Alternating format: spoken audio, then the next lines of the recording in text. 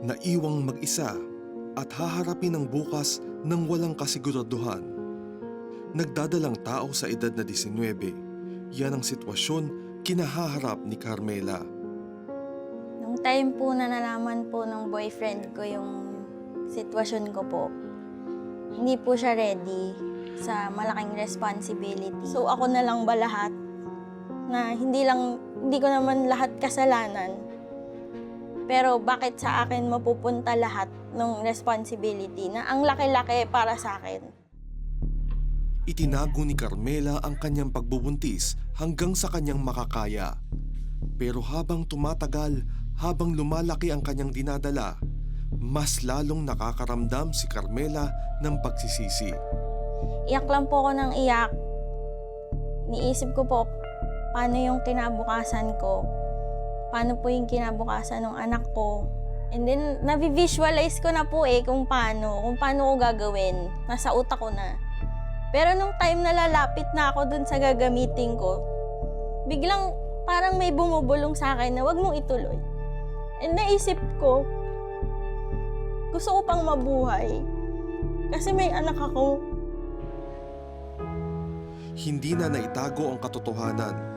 Inamin niya ang pagkakamali sa mga magulang.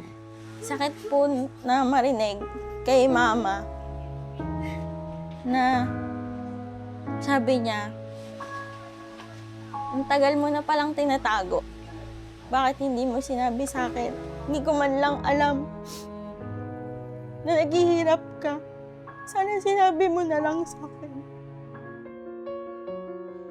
Tanging sa social media na lamang malayang na ipapahayag ni Carmen ang mga saloobin. Ang hindi niya inaasahan ay ang mapanood ang kwento ng artistang si Bettina Carlos sa Facebook page ng 700 Club Asia.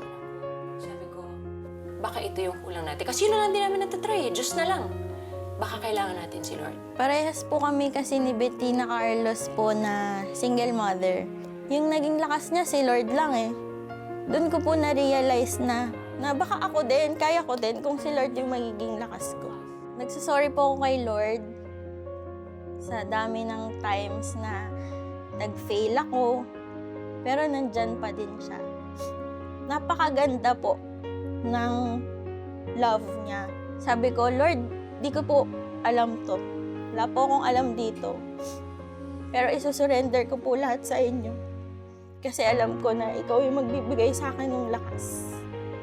Isang malusog at magandang supling ang naipanganak ni Carmela.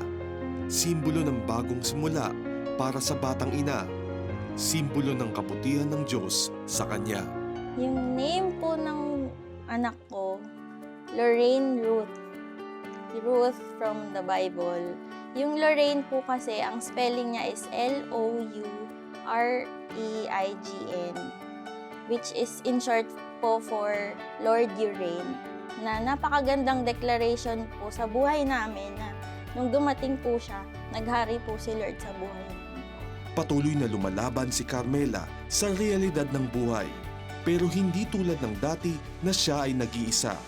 Ngayon, kasama niya ang Panginoong Hesus bilang Panginoon at tagapagligtas. I feel na bagong tao na po ulit ako. Bagong Carmela na ulit yung humaharap sa mga tao. Bagong Carmela na yung anak ng parents ko. And napakagandang feeling po na hindi ko naman po magagawa lahat kung hindi naman po faithful si Lord sa akin.